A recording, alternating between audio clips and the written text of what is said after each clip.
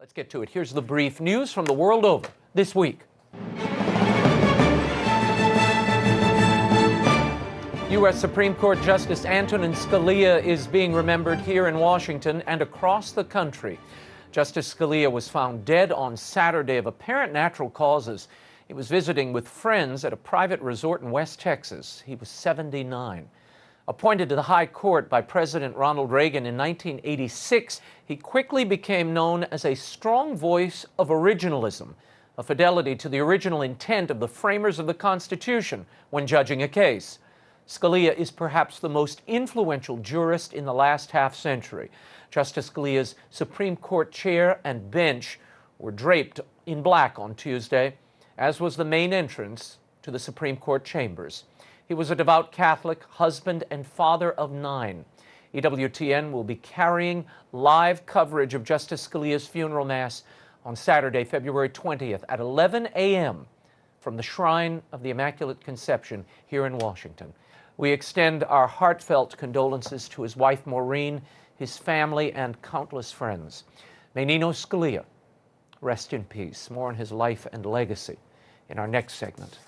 And President Barack Obama made it clear that he will nominate a successor to Justice Scalia.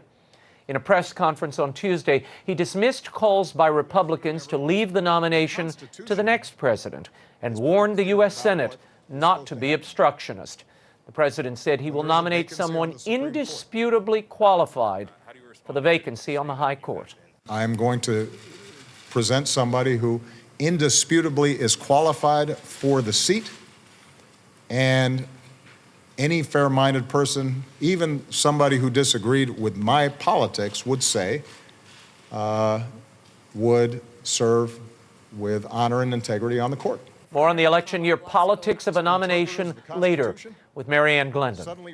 And Pope Francis concluded his 6-day apostolic visit to Mexico on Wednesday. The Holy Father delivered a message of hope and support in a country that is plagued by the drug trade, corruption, violence, and poverty.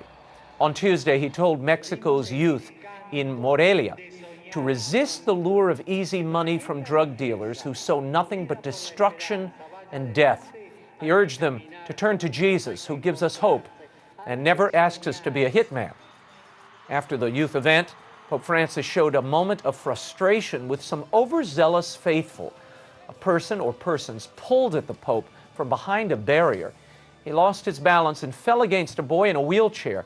A visibly angry Pope Francis rebuked the offender, saying twice, "Don't be selfish." He did continue to greet and wave to a few more people before taking his leave.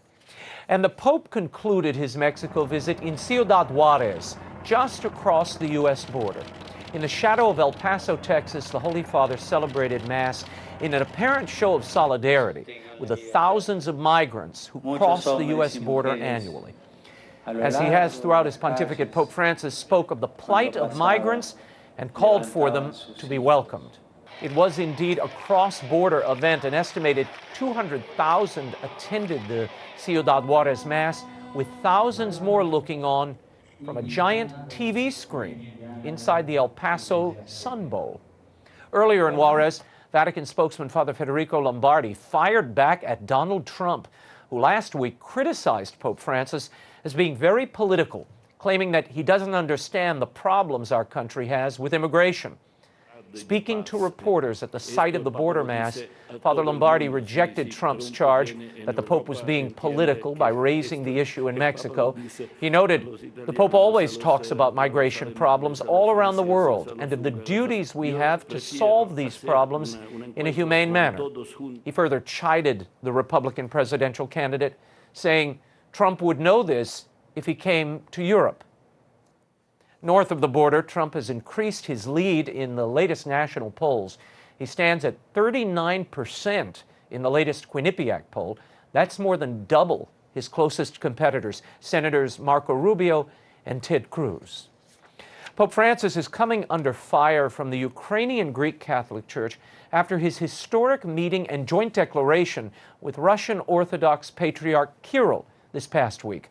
The major Archbishop of Kiev says the faithful there felt betrayed. He took particular note of a part of that joint declaration concerning the Ukraine, which invited all the parts involved in the conflict to prudence. The archbishop, whose church supported Kiev's campaign against pro-Russian separatists in the east, said the word conflict was inappropriate, as it suggested a civil conflict rather than a foreign aggression. He further charged that the Russian patriarch openly supports Moscow's aggression against Ukraine. Archbishop Shevchevik was apparently surprised that he was not consulted in the drafting of that joint document, despite being a member of the Vatican's Pontifical Council for Promoting Christian Unity. And the Archbishop of Mosul in Iraq is confirming the dire situation for Christians there.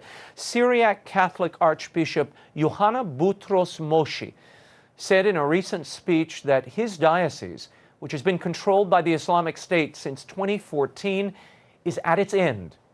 He reported that ISIS no longer recognizes any dignity of the human being. For them, the value of life is zero, comparable to that of a cow or a pack of cigarettes. We are in great danger, he says. This is the area in Iraq where the 6th century monastery of St. Elijah stood until it was leveled by ISIS. Archbishop Moshe further pled with Pope Francis and all those of goodwill, asking for prayers and compassion for Iraqi Christians who have lost everything except their faith. And the EWTN family has lost one of its most beloved television personalities. Bob Lord, spouse and on-air partner of the late Penny Lord, died this past Saturday. He was 80. EWTN viewers know Bob and Penny Lord for their long-running Super Saints series, where the two would offer faith-filled lessons at shrines and holy sites around the globe. Together, the couple produced more than 200 shows and wrote 25 companion books on the Catholic faith. Our deepest condolences and prayers go out to the entire Lord family. I imagine Bob and Penny are together again, touring the heavenly sights. May Bob Lord rest in peace.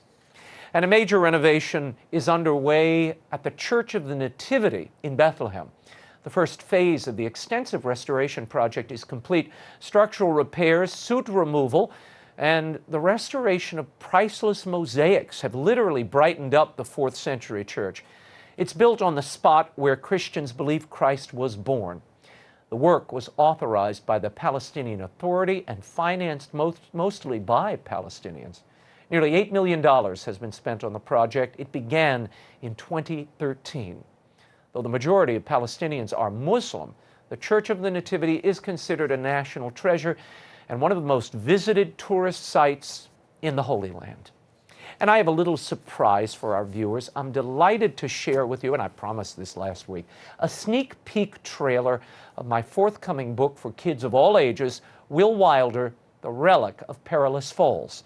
The book hits stores on March 8th, but I wanted you to see this little teaser trailer. Now, it's not the full trailer, and that's coming in a few weeks, but take a look at this. 12-year-old Will Wilder sought a relic with rare powers. Now, he has awoken an ancient evil and must embrace his destiny to save Perilous Falls from unimaginable danger. Dean Koontz raves great fun and great frights. Chip Flaherty calls it a pulse-pounding page-turner. Think Indiana Jones meets Percy Jackson.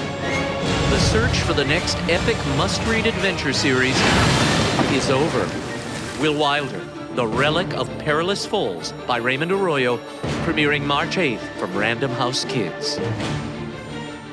Will Wilder, The Relic of Perilous Falls, the first in the Will Wilder series, hits bookstores March 8th, but it's available now for pre-order at the EWTN Religious Catalog, at Books A Million, Amazon, Barnes & Noble, wherever books are sold.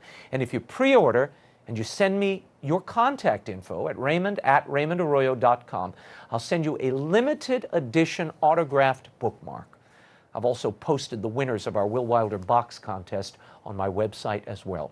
So excited for you and your families to read this new, exciting adventure series.